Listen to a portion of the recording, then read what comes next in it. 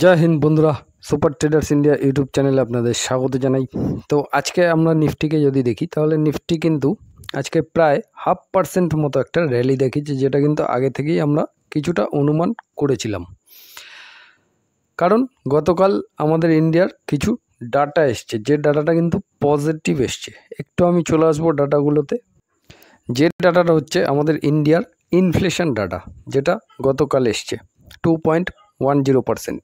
মার্কেটের এক্সপেকটেশন ছিল 2.50%। তবে এই যে ডাটাটা, এই ডাটাটা আমাদের মার্কেট গতকাল ক্লোজ হয়ে যাওয়ার পর এই ডাটাটা এসছে, সুতরাং মার্কেটে তার একটা রিয়াকশান দেখানো বাকি ছিল, সেটা কিন্তু আজ আমরা মার্কেটে আমাদের দেখতে পেয়েছি। এবং কন্টিনিউ ব্যাক টু ব্যাক আমরা যদি আমাদের ইনফ্লেশন ডাটাকে চেক করি তাহলে কন্টিনিউয়াসলি পুরো সমস্ত ডাটা কিন্তু পরপর মানে লাল লাল আমরা ইয়েতে দেখতে পাচ্ছি। তো তার মানে কি? তার মানে ইনফ্লেশন কিন্তু আমাদের যথেষ্ট ধীরে ধীরে কমছে। এবং গতকালকের যে ডাটাটা এসছে ইনফ্লেশনের আমাদের ইন্ডিয়ার, সেই ডাটাটা চমকানো একটা ডাটা এসছে, মানে খুব সুন্দর ডাটা, একদম 2.10%, যেটা কিন্তু খুবই ভালো।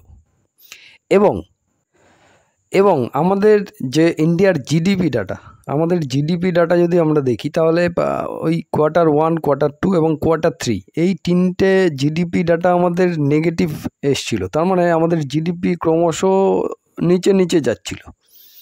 তারপরে হঠাৎ করে আমরা লাস্ট কোয়ার্টারের যে ডাটাটা পাই সেটা কিন্তু একটা চমকানো ডাটা পাই, মানে মার্কেটের এক্সপেকটেশনকেও বিট করে 7.4% আমাদের জিডিপি গ্রোথ হয়েছে। এবং আমরা কন্টিনিউয়াসলি আরবিআই এর পক্ষ থেকে রেট কাটও পেয়েছি। তো সুতরাং এই আমাদের যে ইনফ্লেশন যদি আমাদের কন্ট্রোলে থাকে সেক্ষেত্রে আর জিডিপি যদি আমাদের ঠিকঠাক থাকে তবে কিন্তু আরবিআই রেট কাট করার একটা সিদ্ধান্ত গ্রহণ করে, যেটা কিন্তু বাজারের জন্য একটা ভালো লক্ষণ। মানে মার্কেটে ডাইরেক্টলি ইনডাইরেক্টলিভাবে যে কোনোভাবেই লিকুইডিটি আসার সম্ভাবনা বেশি থাকে। তো আমাদের ডাটা তো সমস্ত কিছুই ঠিক আছে, তাহলে আমাদের জন্য কোনো আপাতত প্রবলেমই নেই। আমরা চলে আসি পুনরায় নিফটিতে। তো চলে আসলাম নিফটিতে। নিফটি আজকের দিনে তো 113 পয়েন্ট মানে 0.5% মতো একটা র্যালি দেখিয়েছে। এবং 5 দিনের চার্ট প্যাটার্ন আমরা যদি খুলে দেখি তাহলে কন্টিনিউয়াসলি একটা লোয়ার লো লোয়ার হাই মারতে মারতে নিচে আসছিল। ধীরে ধীরে গতকাল এবং আজকে দুদিনে আমরা কিন্তু একটা হায়ার লো কনফার্মেশন পাচ্ছি। তার মানে নিচ থেকে আবার মার্কেট একটু ওপরে ওঠার চেষ্টা করছে। এবং 6 মাসের ডাটা আমরা যদি চেক করি তাহলে কন্টিনিউয়াসলি কিন্তু ধীরে ধীরে মার্কেট রিকভারি করছে। তো মার্কেট রিকভারি যখনই করে সামান্য পুলব্যাক নিয়ে আবার ধীরে ধীরে ওপরের দিকে যেতে থাকে। তো আপাতত আমরা কিন্তু আপ ট্রেন্ডের দিকেই আছি। তো এই সমস্ত টেকনিক্যাল যে ব্যাপারগুলো বললাম, এগুলো মানে আমি অনেক কিছুই ডিসকাস করেছি, যেটা আপনারা চ্যানেলে দেখবেন একটা মেম্বারশিপ করা আছে। তো এই মেম্বারশিপগুলো নিলে তাহলে সেখানে কিন্তু আপনি টেকনিক্যাল যে ব্যাপারগুলো আছে সেগুলো খুব সহজেই জানতে পারবেন। ওখানে কিছু ভিডিও আমার করা আছে, সেগুলো দেখতে পারলেই আপনি বুঝতে পারবেন। ঠিক আছে, আপনি চাইলে যদি শেখার আগ্রহ থাকে তাহলে অবশ্যই নিয়ে দেখতে পারেন। তো যাই হোক, এবার ব্যাপারটা হচ্ছে আমরা তো আমাদের ইন্ডিয়ার দিক থেকে দেখে নিলাম সব কিছুই পজিটিভ। আপাতত এখন কয়েকদিন ধরে মার্কেট একটু নেগেটিভিটি দেখাচ্ছে। তার কারণ হচ্ছে এফআইজের এই মাসটা, গত মাসেও আমরা এফআইজের টোটাল মাস মিলিয়ে আমরা কিন্তু এফআইজের পক্ষ থেকে একটা বাইং পেয়েছি, তবে সেটা তুলনামূলক একটু ভলিউমটা কম। আর এই মাসে যত কয়টা ট্রেডিং সেশন হয়েছে সেই কটা ট্রেডিং সেশনের মধ্যে এফআইজের আপাতত আমরা সেলিং মুড দেখতে পাচ্ছি। তো এবার ইন্টারনাল আমাদের কোনো প্রবলেম নেই, যা কিছুই প্রবলেম এখন চলছে সেটা হচ্ছে এক্সটার্নাল প্রবলেম, সব কিছুই আমেরিকা। তো এই আমেরিকার জন্যই এখন যত কিছু প্রবলেম, না হলে কিন্তু আমরা নিফটিকে আবার হয়তো বা অল টাইম হাইতে আবার পেয়ে যেতাম যদি এই ট্যারিফের ব্যাপারটা না চলতো। তো যাই হোক, এখনও পর্যন্ত ট্রেড ডিল কোনো কনফার্মেশন হয়নি, সেটা যতক্ষণ পর্যন্ত না হচ্ছে ততক্ষণ কিছুই বোঝা যাচ্ছে না। এবং তার সাথে সাথে এখন আপাতত আমাদের চালু হয়ে গেছে Q1 রেজাল্টের সিজন। এবার আপাতত আমরা Q1-এর যে রেজাল্টগুলো পেয়েছি, আপাতত যে কটা কোম্পানির বড় বড়, তাদের কিন্তু একটু নেগেটিভ পারফরমেন্স পাচ্ছি। মানে খুব একটা ভালো যে পারফরমেন্স সেরকম কিন্তু আমরা পাইনি Q1-এ। এইবার ব্যাপারটা হচ্ছে, আপনি তো থাম্বনেলে দেখতে পেয়েছেন আমেরিকার এখন অবস্থা খারাপ। কেন, কি ব্যাপার? ডোনাল্ড ট্রাম্প এখন চিন্তায় পড়ে যাবে। তো এই আমাদের মার্কেট আজকে ক্লোজিং হয়ে যাওয়ার পর আমেরিকার কিছু নেগেটিভ জিনিস দেখা গেছে, সেটাও একটু যদি দেখাই। তো প্রথমেই দেখতে পাচ্ছেন আমি ডাউ জোন্স ওপেন করেছি। তো ডাউ জোন্সে আমরা কিন্তু আজকে একটা 0.5% নেগেটিভিটি পাচ্ছি, 221 পয়েন্ট, এবং ওপেনিংটাও প্রায় নেগেটিভ হয়েছিল এবং কন্টিনিউ ধীরে ধীরে নিচের দিকেই আসছে আপাতত। এবং গত এক মাসের পারফরমেন্স আমরা যদি দেখি ডাউ জোন্সের, তাহলে ডাউ জোন্স কিন্তু দারুণ একটা রিকভারি করে একটা সমান্তরাল রেখায় চলছিল, কিন্তু হঠাৎ করে আজকে আমাদের মার্কেট ক্লোজ হয়ে যাওয়ার পরেই, ইউএস মার্কেট ওপেন হওয়ার আগেই ঠিক আমেরিকার একটি ডাটা চলে আসে, যেটা দেখতেই পাচ্ছেন যে আজকে হচ্ছে জুলাই 15 তারিখ, এবং এখানে ইউনাইটেড স্টেট। তো ইউনাইটেড স্টেটের একটা ডাটা চলে এসছে, যেটা কিন্তু আমাদের এসছে গতকাল। তো ডাটাটা কি? ডাটাটা হচ্ছে ইউএসের ইনফ্লেশন ডাটা, যেটা কিন্তু আমরা গ্রিন সিগন্যালে দেখতে পাচ্ছি। মার্কেটের এক্সপেকটেশন কত ছিল? 2.6। প্রিভিয়াস ডাটা কত ছিল? 2.4%। তো 2.4%-এর থেকে বেশি এক্সপেকটেশন ছিল মার্কেটের 2.6%, কিন্তু অ্যাকচুয়াল ডাটাটা এসছে কত? 2.7%, যেটা কিন্তু ইনফ্লেশনটা তার মানে বেড়েছে। ইনফ্লেশন বলতে হিন্দিতে যাকে বলে মেহেঙ্গাই, এবং বাংলায় যাকে বলে মুদ্রাস্ফীতি। তো এটা কিন্তু আমেরিকার বৃদ্ধি পেয়েছে। এবং ইউএসের যে জিডিপি ডাটা আমরা পেয়েছি, ইউএসের জিডিপি ডাটা লাস্ট কোয়ার্টার ওয়ানে, মানে লাস্ট 3টে মাসে আমরা কিন্তু নেগেটিভে পেয়েছি। তার মানে কোয়ার্টার ওয়ানের যে ফলাফল ইউএসের জিডিপি ডাটা, যেটা আমাদের কিন্তু যথেষ্ট ভালো, সেখানে কিন্তু ইউএসের জিডিপি ডাটার হাল প্রচুর খারাপ।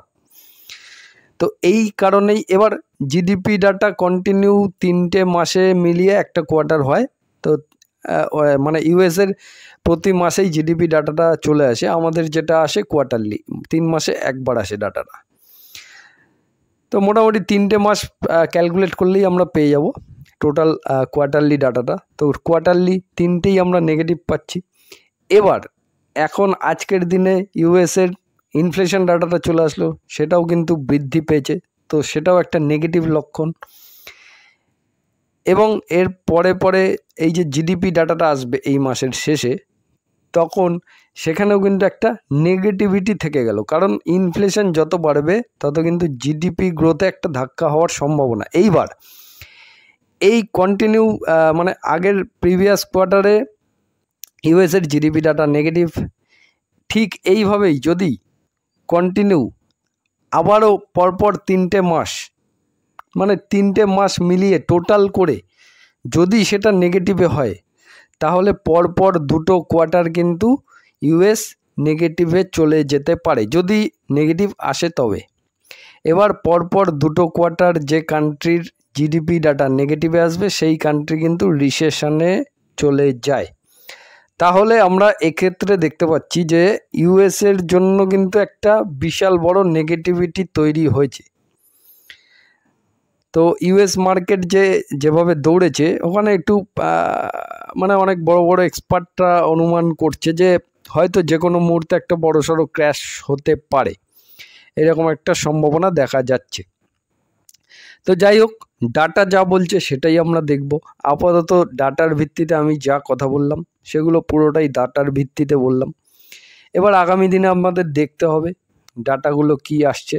তাহলে ওভারঅল মানে টোটাল ফলাফল কি দাঁড়ালো? ফলাফল এটাই দাঁড়ালো যে ইউএসের তুলনায় আমাদের ইন্ডিয়ার সাথে আমি যদি কম্পেয়ার করি আমাদের দুটো কান্ট্রিকে, তাহলে আপাতত আমাদের যে নেগেটিভিটিটা চলছে সেটা শুধুমাত্র এই ডোনাল্ড ট্রাম্পের ট্যারিফের জন্যই কিন্তু একটা মার্কেটে নেগেটিভিটি তৈরি হয়ে আছে। তাহলে আমাদের ইন্টারনালি কোনো প্রবলেম আপাতত নেই, কারণ আমাদের সমস্ত কিছুই পজিটিভ। ইউএসের দিক থেকে দেখতে গেলে সেখানে কিন্তু নেগেটিভ। এবার ইউএস মার্কেটের সাথে আমাদের ইন্ডিয়ান মার্কেট অনেকটা কম্পেয়ার করে চলে। তো সেক্ষেত্রে মানে শর্ট টাইম বেসিসের জন্য হয়তো আমাদের মার্কেটেও কিছু নেগেটিভ রিয়াকশান দেখা যেতে পারে, কিন্তু আলটিমেটলি লং টাইমে আমাদের জন্য কিন্তু পজিটিভ লক্ষণ দেখতে পাচ্ছি সমস্ত দিকে। তাহলে এখন চিন্তাটা কিন্তু আমেরিকার, আমাদের ইন্ডিয়ার জন্য কোনো চিন্তা আপাতত নেই। হ্যাঁ, এবার আমাদের ম্যাক্সিমাম আইটি কোম্পানিগুলো যে বিজনেস করে সেটা ইউএসএ। এবার ইউএসএ যদি সেইভাবে একটা বড়সড় ট্যারিফ বসে যায়, সেক্ষেত্রে আমাদের আইটি কোম্পানিগুলোর কিছু প্রবলেম আসতেই পারে। সেটা মানে বিজনেস হিসাবে আমাদের দেখতে হবে। তো যাই হোক, আপাতত যতক্ষণ ট্যারিফের ব্যাপারে কোনো সিদ্ধান্ত না হচ্ছে ততক্ষণ তো আমরা কিছু বুঝতে পারছি না, তো সেদিকে আমাদের নজর থাকবে। আপাতত এই যে ডাটাটা আজকে এসছে ইউএসের যে ইনফ্লেশন ডাটা, সেটা কিন্তু যথেষ্ট খারাপ। তুলনামূলক আমাদের ডাটা অনেক ভালো এসছে। জিডিপি ইউএসের আগের কোয়ার্টারে নেগেটিভ এসছে, সে তুলনায় আমাদের জিডিপি দারুণ পরিমাণে বৃদ্ধি পেয়েছে। আরবিআই যদি পুনরায় আবার রেট কাট করে দেয়, কন্টিনিউ রেট কাট করেছে 3টে, আবার যদি রেট কাট হয়ে যায় তাহলে কিন্তু সেক্ষেত্রে খুব বড়সড় সম্ভাবনা আছে। কিন্তু এফআইস যেভাবে সেলিং করছে, মানে এফআইস আবার কিন্তু আমাদের মার্কেটে ফিরতে বাধ্য হবে, কারণ যে দেশে গ্রোথ বেশি আছে সে দেশেই কিন্তু ফরেন ইনভেস্টররা ইনভেস্টমেন্ট করে। তো এই সমস্ত ডাটাগুলো দেখেই কিন্তু তারা প্ল্যানিংটা করে। ঠিক আছে, তো যাই হোক, এই ডাটাটাই দেওয়ার ছিল। আজকে রেজাল্ট এসছে 2টো, তবে এই ভিডিওতে দেবো না, আলাদা করে টোটাল রেজাল্টগুলো চলে আসলে তখন দিয়ে দেবো। ততক্ষণের জন্য জয় হিন্দ, বন্দে মাতরম। সবাই ভালো থাকবেন, সুস্থ থাকবেন।